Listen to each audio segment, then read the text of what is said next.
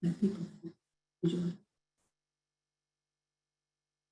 afternoon, everyone. Thank you for joining us for today's Lunch and Learn. I'm Lauren Smith with the International Franchise Association, and we have a great 30 minutes lined up for you this afternoon. Before we begin, I would like to let everyone know that we are recording today's webinar and will make it available later this evening on community.franchise.org. If you have any questions for today's speakers, please add them to the chat box here and they will address them towards the end.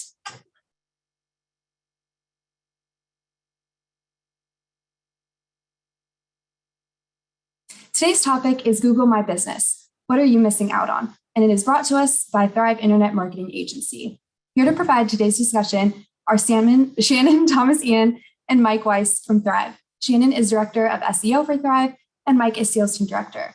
Thank you both, Shannon and Mike, for joining us today, and thank you, Thrive, for sponsoring today's Lunch and Learn. I'll go ahead and kick it over to you, Shannon and Mike. Thank you. Thanks so much for having us. Today, you guys are going to be getting the VIP treatment, as this presentation was originally created to train our SEO department. So really nice deep dive into Google My Business. If you are familiar with annotations or raising your hand in this in Zoom, could I get a show of hands for how many people know what Google My Business is and have logged in before?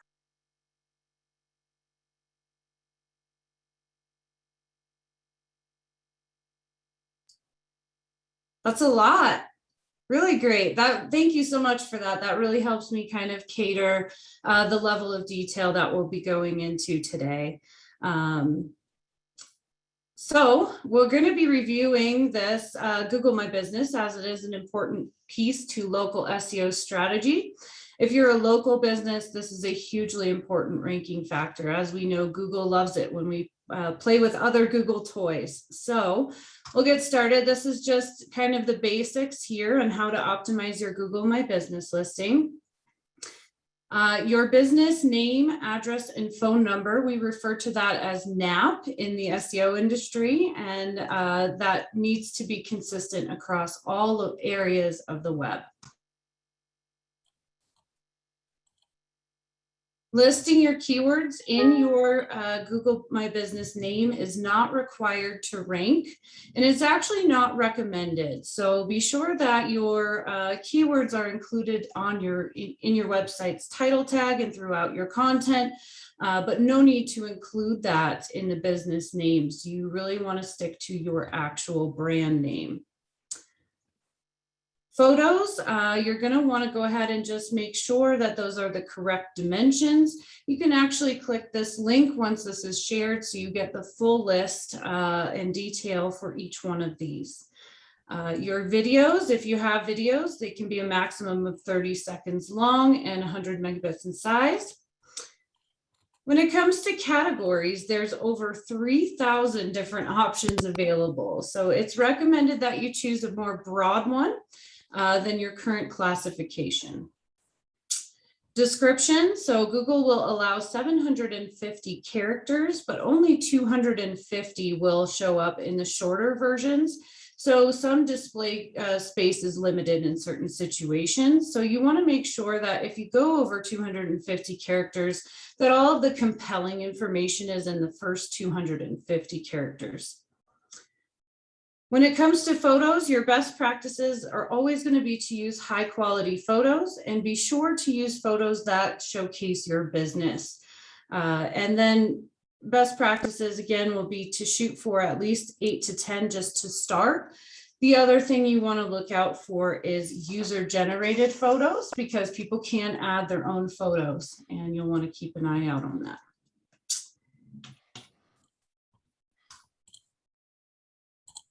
Using photos and GIFs, and you can use GIFs, which is wonderful. You want to make sure that your business listing has a profile picture, cover photo, and uploaded images of the business. You can really stand out by adding GIFs as your product images, and you want to rename your images to JPEG.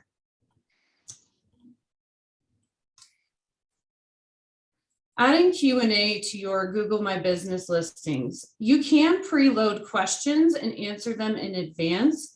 It's important to keep in mind that anyone can answer these, not just the business itself. So in order to make sure that you're providing the correct information that you want to see reflected, it's great to preload some question and answers. And you want to regularly review these and provide answers in a timely manner before anyone else has a chance to do so.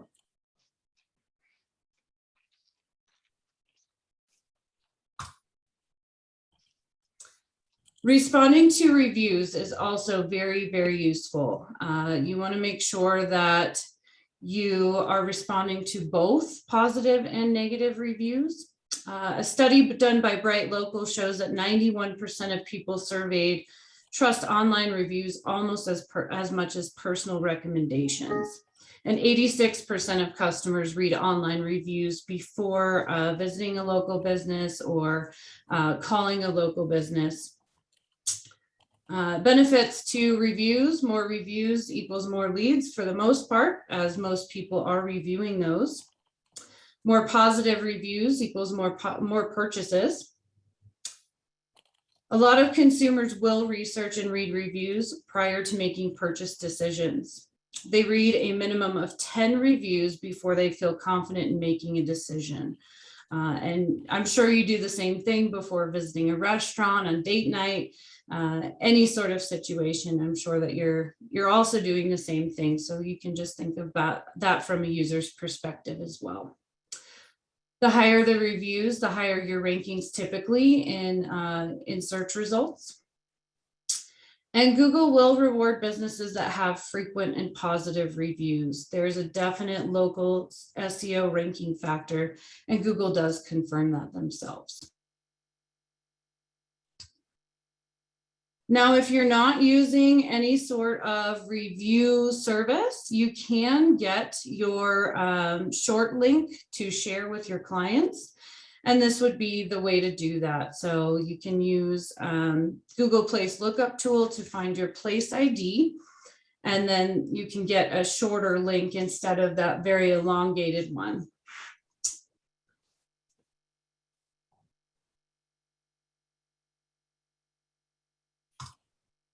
And the following slides will show you how to get your short URL on both desktop and mobile. So this is how you would go about doing that on desktop. And if you use the mobile version, that is available here.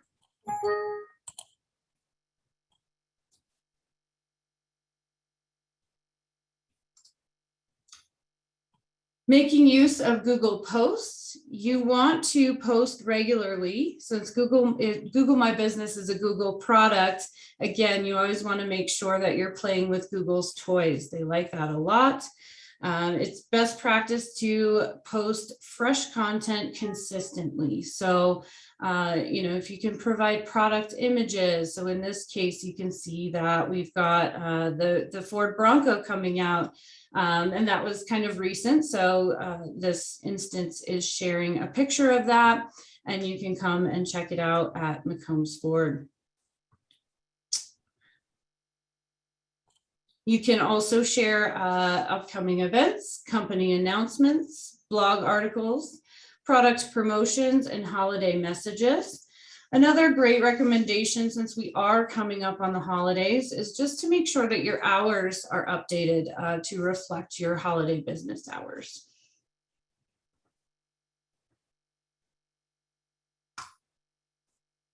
Next up is labels. Labels are not something that's going to directly impact the performance of your Google My Business listing, but they are a useful feature for many marketers and business owners. They're going to help you manage multiple locations within one dashboard. So if you wanted to assign a specific location or a region, say East Coast or West Coast, that's a good place to do that.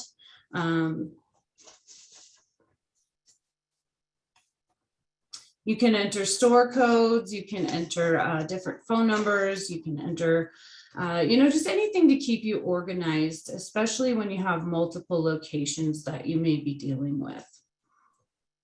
You can assign up to 10 labels per location and up to 50 characters.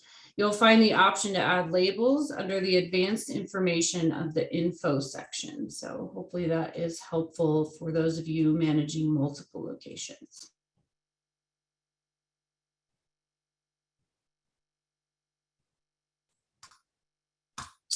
Next up is attributes.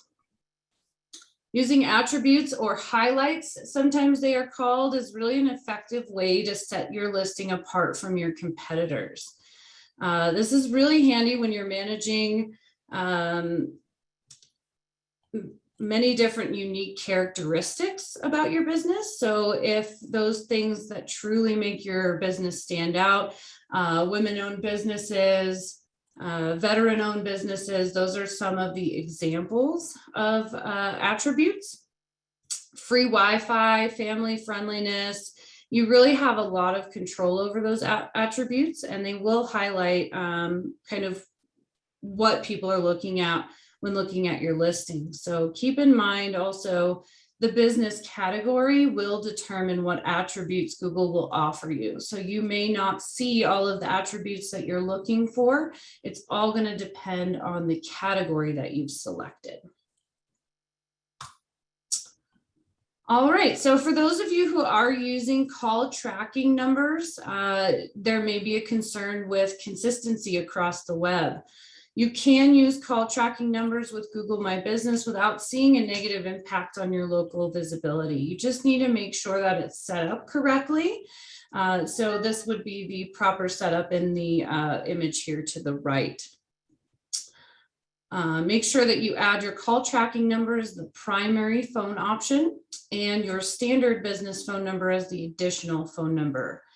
By adding your main phone line as an additional number, you ensure that this stays consistent in terms of name, address, and phone number. And that's really important for search engines. It builds your credibility with Google. Your call tracking, there's a few options. We really like CallRail, call tracking metrics. There's a number of them out there, but it is really helpful in terms of figuring out the original source for where your leads come from.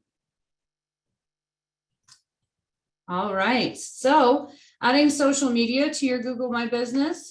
The way to do this is to generate schema markup for your business, and that goes on your website. There's a couple of resources in here that can help you. So Google Webmaster Markup Helper, Microdata Generator, you can click on this link. All of them should be clickable once this is shared. You can accomplish, again, by adding the schema markup to your website. It doesn't go on the Google My Business, it goes on your actual website. It is a dynamic feature of Google search results, so Google's going to verify this, and it may take some time to show your social media profiles. So it just takes time for Google to digest all the information and show it in your Google My Business profile. Next up, suspensions. This does come up a lot. Suspensions are unfortunately common with Google My Business. Sometimes Google is going to flag you for a violation of policies, spam, suspended users, high-risk industries. So that is a tricky one. It depends on kind of your location and what you offer. So a typical one that we have seen is home services get flagged typically very easily. Especially in the Texas area, there for garage doors. That's kind of a high-risk industry. Google considers that. So that is a common one that we see. So locksmiths, HVAC, cooling, plumbing, definitely garage door services are in that list. So anytime that you do see a suspension, just make sure that you're in contact with Google My Business. There's forms that you can fill out to make sure that you know, you're giving them all the information that they need. You can submit a form and request to have your Google My Business reinstated. If you don't correct the actual error that Google suspended it for, they're more than likely just going to reject it and not give you details as to why. So if you really can't figure out why by reading all of Google's guidelines and making sure that you're abiding by them, you can definitely go directly to Google to try to get assistance. Once you've fixed the errors, you can go ahead and submit a reinstatement request in the suspended box on your profile, and it'll take you to a reinstatement form. Sometimes they require lengthy documentation, utility bills, photos, tax information, you name it, just to make sure that you're a legitimate business. And really, they're just trying to protect their users as well as themselves. They want to make sure that they're providing their users with the best possible experience. So there's some reasons why suspensions happen. Signage, and that is, there isn't proper sign in front of your building stating clearly that you are a business located in that area. Non-public locations. Spam, suspended users attached to the listing. So if somebody was previously managing your Google My Business and they become a suspended user, you will see a suspension as a result of that. If you've been marked as duplicate or you have duplicate profiles on your account. So you'll want to make sure to clean that up. If you have duplicate locations, you can contact Google to have them merged.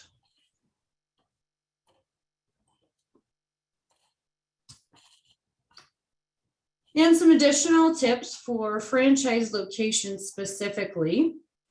If you always want to make sure that you're following Google's guidelines and best practices, and they do change often. So it always helps to have a team of industry experts stay on top of this for you.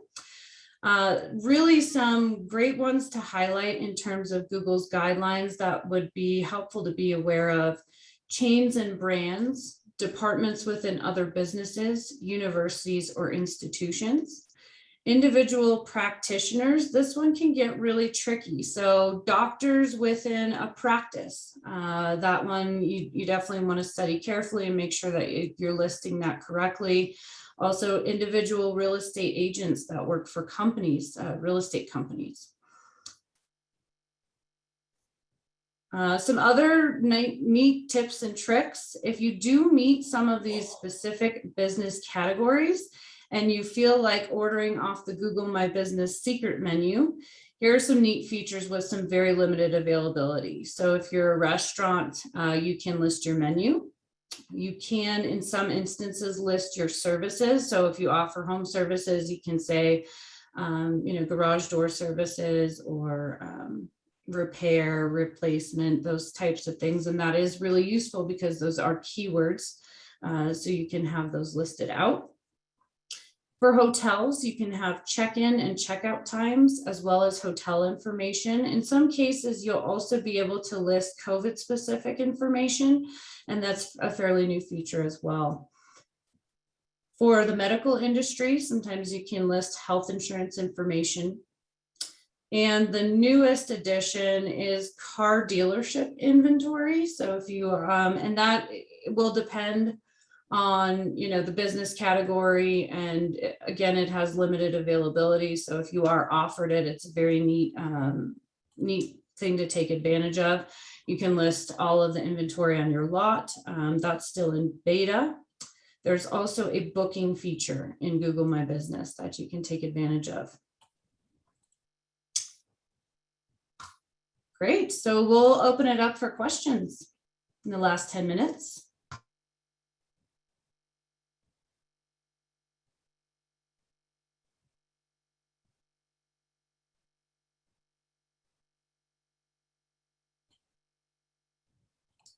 I see a few in the chat. Looks like Mike took care of most of them.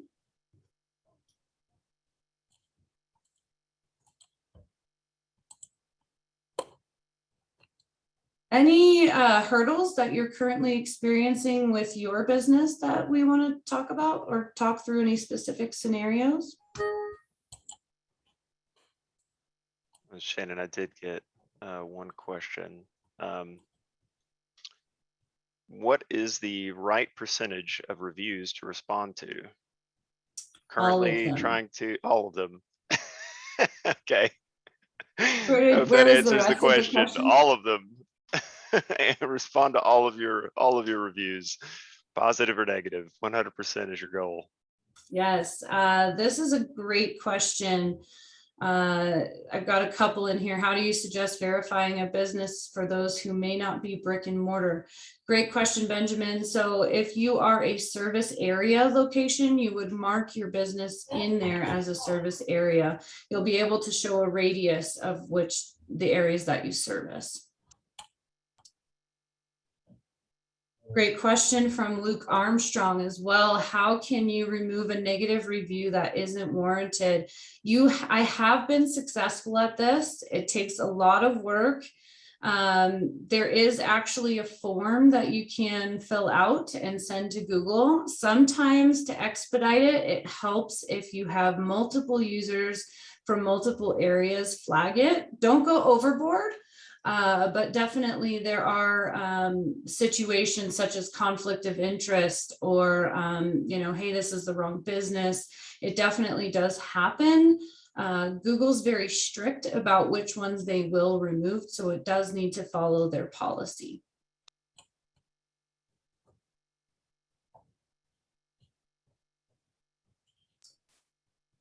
Great question from Don Norton. Do you see an increase in traffic when a Google My Business has video content?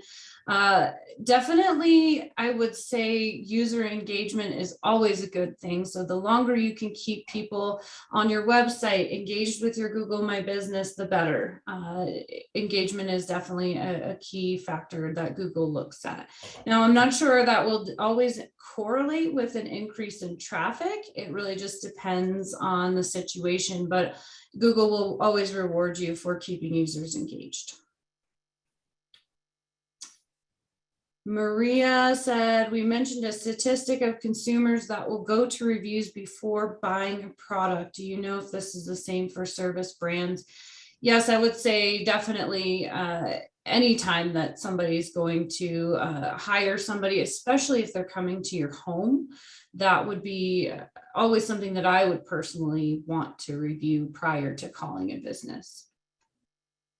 Yeah, I've seen for home services in particular, that's very important. Most of the studies I've seen, it's like over 90% of people are looking at those reviews before they're choosing who to go with. So that's very important depending on what your service is. Question from Paul Franklin. How long do reviews last on Google? I've not heard of reviews disappearing. So this is actually an interesting one. It said one location had about 30 reviews over 5 months, then no reviews over the next 2 years. Once reviews began coming in, the previous reviews disappeared. I'm wondering if maybe you have a case of duplicate Google My Business listings in this case. So you may want to just do a quick search and look into that. Liz, as a franchisor, we want to retain ownership of the location's Google listings, but we also want them to have admin access. We aren't sure if we're handling this correctly. What is the best practice for franchisors when creating new accounts and listings? I would recommend that whoever's kind of at the top there, the corporate portion of that, have the absolute top admin level, because you could sell off franchises later and you want the new locations to be able to take those over easily and not be in a situation where they have to go through Google to do so. Now, it's not the end of the world if they do have to go through Google, but it usually takes about 7 days at least for their investigation. May's question is, can you share or drop a link for the form to submit removal? Absolutely. You can also flag the review directly on the listing. There's the little dots, and then you can flag it is inappropriate. That's generally one way to get some attention on it and potentially get it removed. Mike, do you have the ability to Google that real quick and put the link into the chat Yeah, I for can look for May? that. Thank you.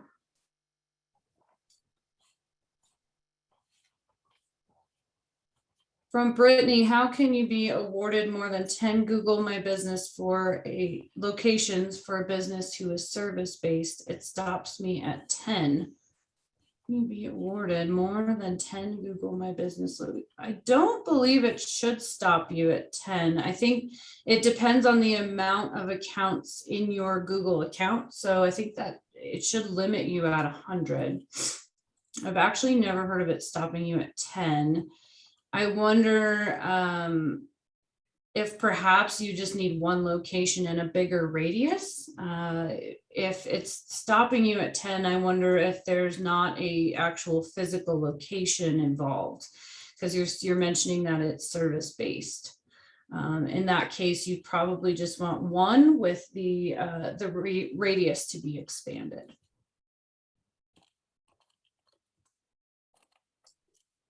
From Jennifer Ransom, how do you address, what do you recommend when Googling keywords for my business? We do not show up in the first 150 plus listings. No one will dig that deep. How can we up our position on the search short of PPC? Yes, good question.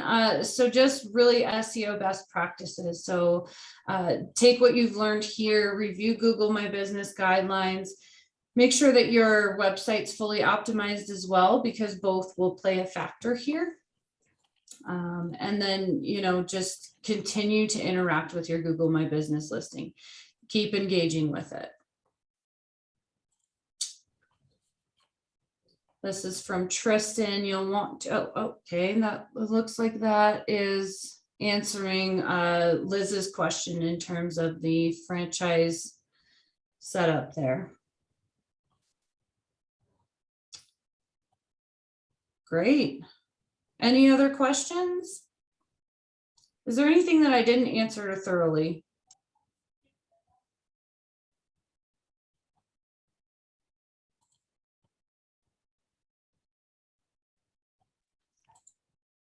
There was one question, Shannon, that I sent to you that was. Is it possible to have consumer photos removed from a Google My Business listing? We've been trying to have some pictures removed because it shows an interior a decade ago and location has since been completely remodeled. Tried to go through Google's steps. I would say definitely contact Google if you've gone through their steps. There should be a form that you can communicate with them. It's not the easiest process. I'm not going to lie to you. Very time consuming, yes. I've had a situation where there was a user that was changing the address for a listing, and it was to a college, and the students couldn't get there because people use Google as a navigation tool often, and it was a very frustrating process. You just have to keep on them. So unfortunately, I wish I had better news in that case.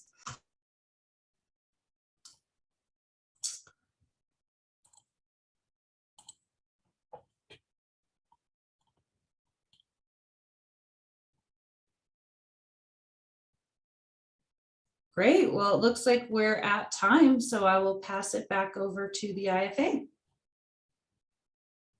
Great. Thank you so much, Shannon and Mike. This was excellent content and excellent feedback from all of you. We really do appreciate it. Again, this webinar was recorded and along with the presentation deck will appear on our website early this evening. You'll be able to find that at community.franchise.org.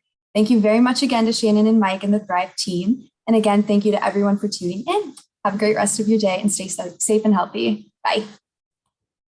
Thank you, everyone.